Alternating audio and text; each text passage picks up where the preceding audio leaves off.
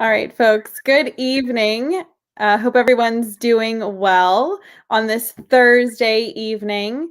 Thank you all so much for tuning in and joining our Facebook Live for tonight. We're here with some representatives from the Blood Bank of Delmarva and a person who is a beneficiary of the Blood Bank's wonderful work. My name is Valerie Lane. I am a volunteer on the Mill Summit Planning Committee. One of my favorite aspects of my current life. I know we're all staying inside and it's been sort of a weird last 12 months, but volunteering with the Mill Summit has definitely been a bright spot for me.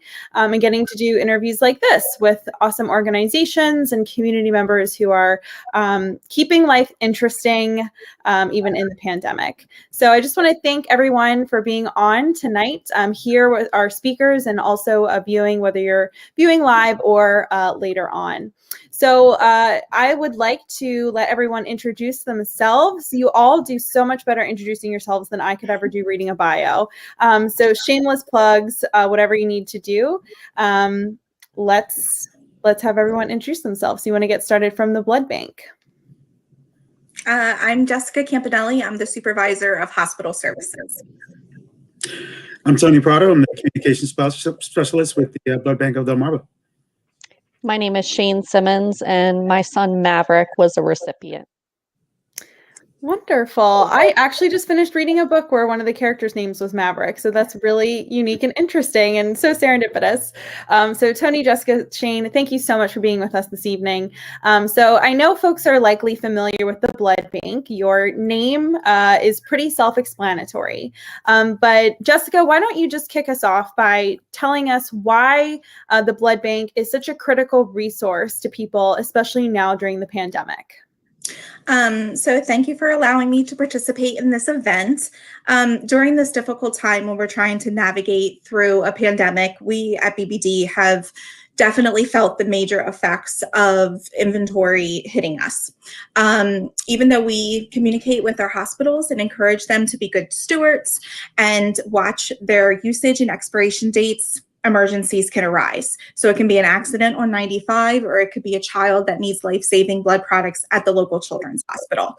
When emergencies like this arise, I can ship out 100 products within 20 minutes.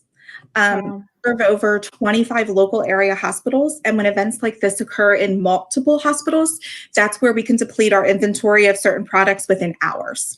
Not to mention the routine surgeries and the procedures that occur daily at hospitals that we are required to serve blood and blood products as well. We've partnered with our hospitals and our communities to allow more people to donate and help us accomplish our goals, to help fill our shelves and with our needed inventory. So when those emergencies do arise, we're able to serve. Wonderful. Oh my goodness. I can just imagine these crises that pop up. No one's expecting it. And all of a sudden your inventory is depleted. Tony, why don't you tell us a little bit more about the area that the Blood Bank of Delmarva serves? I know Delmarva, but can you explain the regional impact that blood donations in this area have? Yeah, as Jessica mentioned, we serve Delmarva. That includes the entire state of Delaware, the eastern shore of Maryland, and the eastern shore of Delmarva, hence the amalgamation Delmarva. So it takes 350 people a day to donate blood and allow us to process that blood and manufacture it in the component lab and to store it until it's ready for the hospitals to use. And as Jessica said, we have 25 hospitals that we serve, all 19 in Delmarva, plus about a half a dozen that are just outside our vicinity, but they're still nearby and important customers. And that is a challenge. 350 people a day, we don't always get to that mark. And as long as we consistently get close, we're okay.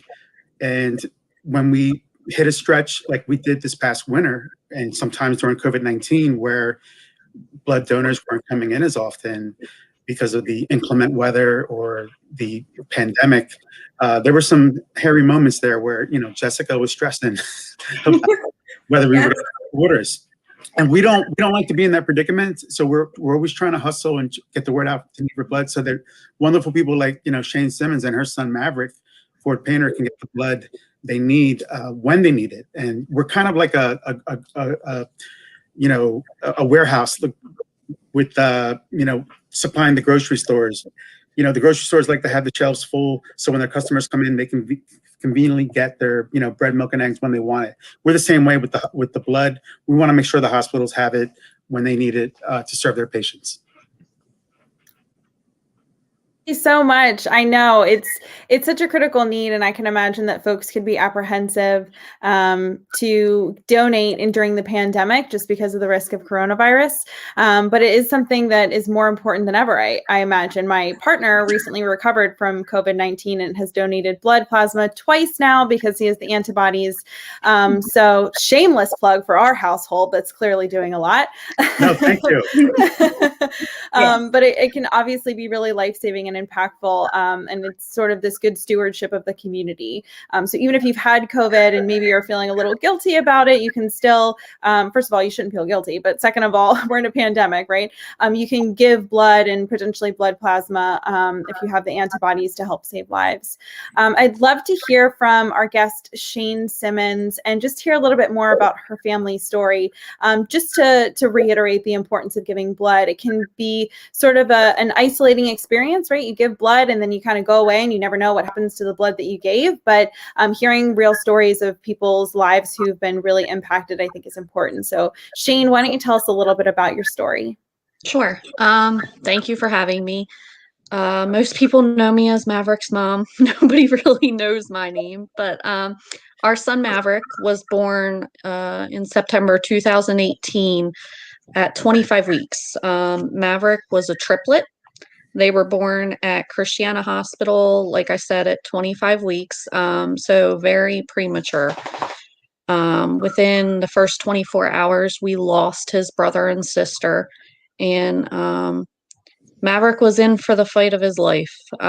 He had an intestinal perforation. He barely weighed over a pound. The surgeries were endless. The procedures were endless. He was transferred to AI DuPont Children's Hospital, where he stayed 105 days in their NICU. And my son wouldn't be here if it weren't for blood donors. Throughout Maverick's entire hospital stays, he received 8 donations of blood. And our children were born with AB negative blood, which is very rare, which that right off the bat scared us because within a couple days of life, he needed platelets. And we were aware how rare it was, and it kind of panicked us as parents. And we did an outreach over the internet, Facebook specifically, pretty much begging anyone that had AB negative blood to donate because our son was going to need it. And little did we know, it like started this domino effect, and we ended up flooding the blood bank, which was a good thing. People were like, I'm not AB negative, but I want to donate. And we were like, please, because there are children everywhere, not just our child. But I'm happy to report that Maverick is a thriving 2-year-old. He beat all the odds. He's had a couple repeat admissions, but nothing too serious. But like I said, without blood donations, we would have lost all 3 of our children. So we are forever grateful. We hold a big blood drive. We're from Cecil County, and we're both members of the fire department, his father and I. And we hold a huge blood drive every year in honor of our babies and for Maverick's birthday. And I just encourage everyone, it's something so small that you can do that completely changes people's lives. I mean, it's a matter of life or death, and it was for our son. So we encourage everyone we know to donate, and we're so, so thankful. That is incredible, Shane. I have to admit to everyone, this is the first time I'm hearing this story, and it took my breath away. I mean, how incredible. And congratulations to Maverick, right, for fighting and all that. You guys are so blessed. That's amazing. We are. That's really great. And I love the idea of holding this annual blood drive. A lot of people are doing, fundraisers on Facebook around their birthday and they're giving gifts, but what an amazing idea to do a blood drive for your birthday instead, right? Asking people to donate, or the anniversary of someone's birthday or something like that. So it really makes an impact. So Yeah, and since then, our friends and family have been on board with hosting blood drives, and it just like created this domino effect. We really felt like we needed to give back to the people that gave to us, and the blood bank was a huge part of that. They've become family. I mean, they text us and check in on him all the time. We talk to them. Like, everybody's a big happy family, and I just love seeing people going and donating in honor of Maverick, and it just warms our heart. It really does. that's so great. Can you, either Jessica or Tony, speak to the importance of things like blood drives? Obviously, folks can make an appointment and go to the blood bank whenever their heart desires, right, and donate blood. But what about blood drives? What makes them so important? Well, let me just piggyback on what Shane was saying. To say that Shane and Jason have given back would be the understatement of the decade. They have brought in not hundreds, but thousands of people, either through their blood drives at Hacks Point Fire Company, or encouraging people to come into our donor centers, including Christiana and Dover, and also at Jason's place of employment. I mean, the list goes on and on. I mean, what they have done for us is they've more than given back. I mean, it's incomprehensible, and hats off to them. I mean, with them on our side, that always reminds me that we have a fighting chance. And so Jessica can have her folks in hospital services process those orders that come in from our customers daily. And I was just thinking of a gentleman named Joseph Weimer. We're having a blood drive in his honor on Tuesday in Rehoboth Beach, and it's incredible. His husband, Dwayne, has actually been like another Shane. He has been hustling to get donors, and they are almost full with their 120 appointments for the blood drive being sponsored by Shell Brothers on Tuesday, and it's just really heartwarming, if you'll pardon the pun, and that keeps us going. It's important to get people to go to delmarvablood.org and sign up for our blood drives, or to go to our donor centers, whatever's convenient for you. And I have to say, you mentioned plugs earlier. We're having a blood drive on Sunday. We're going to be at Baltimore M&T Bank Stadium, and it's being co-sponsored by the Baltimore Ravens. We've hit the big time, so we're happy. And the Maryland Stadium Authority is also involved, as well as the Maryland COVID Plasma Initiative, which you were talking about earlier. And it's about half full right now, and so there's plenty of room for people to sign up. If you want to come by, we're going to be there 11 to 5 on Sunday. Sorry, I was muted. Sorry.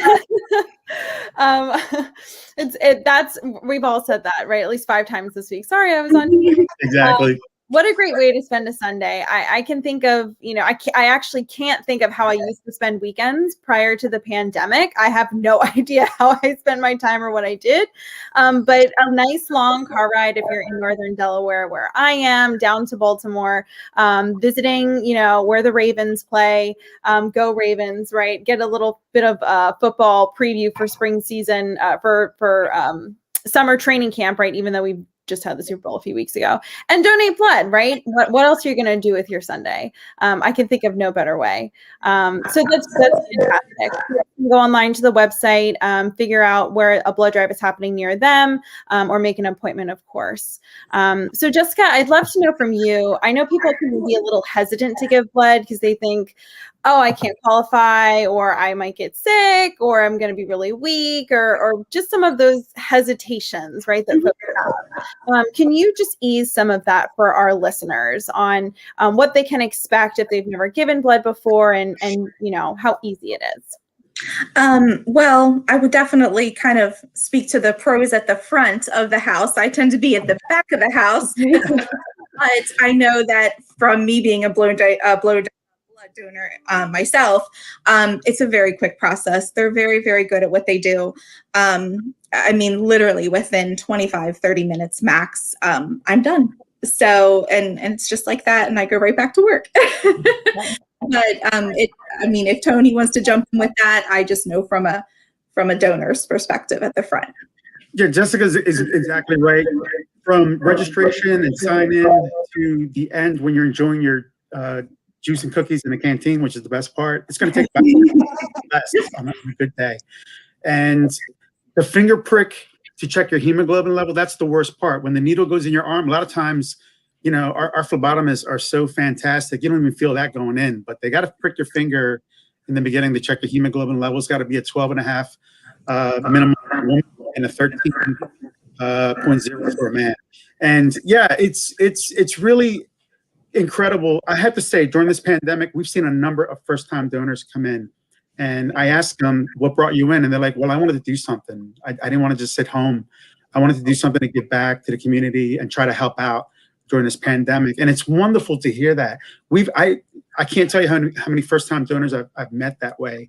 And guess what? They came in and they left smiling. They survived. So anyone who's still apprehensive about giving blood, give it a try. I mean, why not? I mean, there's people walking around that are perfectly healthy and have never given blood. And that's always our challenge, because they tell me almost 40% of the US population is eligible to give blood, but significantly less than 10% of them actually do. And so there's a lot of people we can possibly reach, you know, through mediums like this and elsewhere. And it's, you know, hopefully somebody hearing this tonight will give us a shot. That's amazing. Shane, did you want to jump in? Yeah, so I know with the pandemic, a lot of people, a lot of the comments I've heard was, well, you know, we're afraid of getting sick, we're afraid of going out. And just to comment on that, like, I'm a first responder, so I get it. And I have a child at home who is severely immune compromised, so I get it.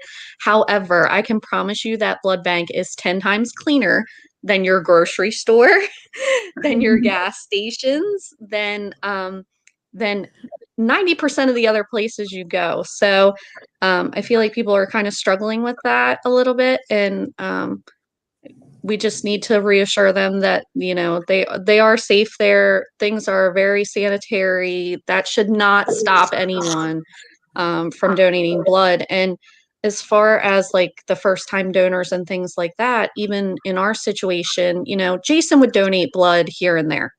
And he wouldn't make it a priority to go every, 52 days? What is it, Tony? I forget. Yeah, 52.